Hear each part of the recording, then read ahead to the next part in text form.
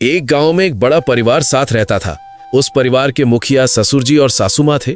उनके दो बेटों की दो बहुएं थीं, बड़ी बहू माया और छोटी बहू रिया। माया बहुत शांत, सरल और परिश्रमी थी।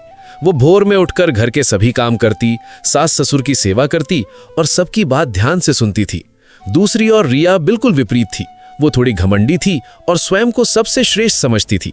वो मनी मन सोचती, मैं तो शहर से आई हूं, मैं इतना काम क्यों करूं।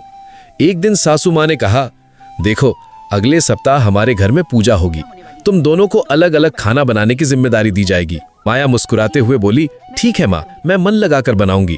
रिया ने थोड़ा मुंह बनाकर कहा, मैं तो जरूर बनाऊंगी, मेरा खाना सबको पसंद आएगा। पूजा का दिन आ गया।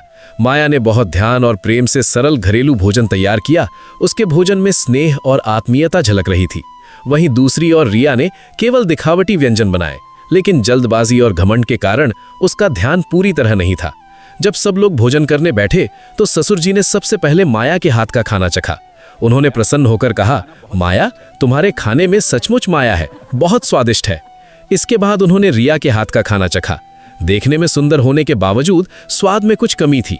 सासू माँ ने शांत स्वर में कहा, रिया, भोजन केवल दिखाने के लिए नहीं होता, उसे मन लगाकर बनाना चाहिए। ये सुनकर रिया को बहुत लज्जा आई। उसने देखा कि सभी लोग माया की प्रशंसा कर रहे हैं और वो स्वयं पीछे रह गई है। उसके भीतर का अहंकार टूटने लगा।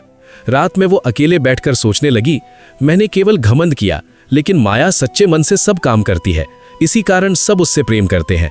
अगले दिन सुबह रिया स्वयं माया के पास गई और बोली, दीदी, क्या आप मुझे सिखाएंगी? मुझसे गलती हो गई। माया ने मधुर मुस्कान के साथ कहा, हाँ अवश्य, हम साथ साथ सीखेंगे। उस दिन के बाद रिया का अहंकार समाप्त हो गया। वो बदल गई। अब वो अधिक विनम्र, स्नेही और परिवार के प्रति समर्पित हो गई। इस प्रकार उस घर में प्रेम और शांति और भी बढ़ गई। वीडियो पसंद आए तो लाइक करें और चैनल को सब्सक्राइब करें।